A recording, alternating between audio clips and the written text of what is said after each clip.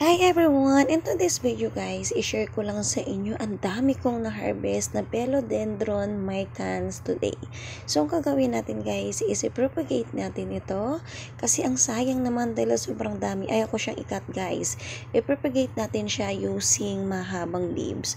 So ito, mag-prepare muna ako ng pot. Ayan, meron tayong 3 pot at 3 kukupul.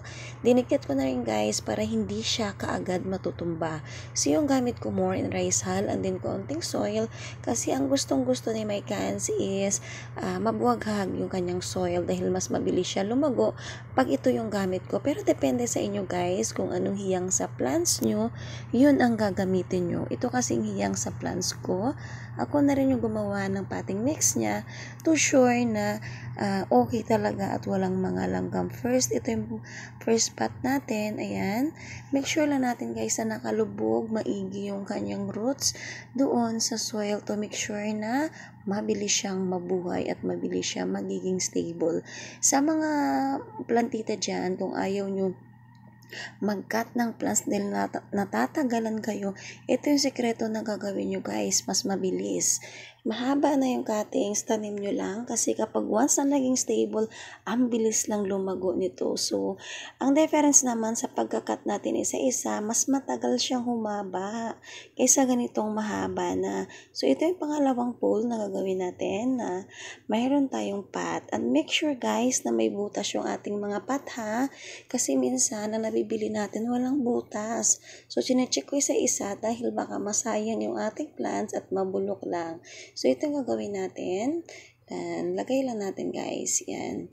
At tingnan nyo ang ganda ng kanyang form ng kanyang stem. So, hindi ko siya iikot.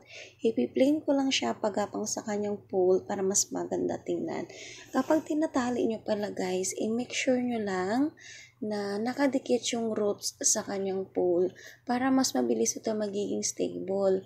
And then, didiligan natin yung, kapag magdilig tayo kasama na yung pole, ngayon kung basa pa yung ating potting mix, i-spray natin yung pole na talagang maging basa siya para mabilis mag-stable yung ating micans. So, hindi na natin kailangan buhusan pa ng tubig. Kung basa man lang yung ating potting mix, ang kailangan lang dito guys is mabasa yung pole. So, spray lang natin to make sure na yung roots niya is nabasa na din. Okay? So, ito na guys yung gagawin natin sa ating pangatlong pot. Yun, ganun lang ulit yung gagawin natin. At make sure nyo guys na walang mga langgam yung ating potting mix kasi minsan yung rice hull ang nilalanggam ito. Kaya ang sekreto pala nito guys bago natin gamitin, i-mix natin, wait natin a weeks bago natin gamitin sa ating mga plants kasi kapag fresh yung ating ipa or rice hull, ang mangyayari ay nilalanggam.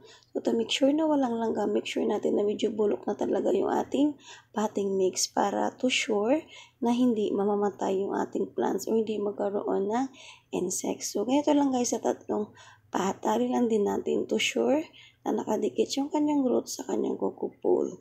So, ganito lang guys kadali sa mga plantita. Ito lang gagawin nyo para hindi kayo mahihirapan guys. Yan. Tingnan nyo lang yung aking ginagawa step by step.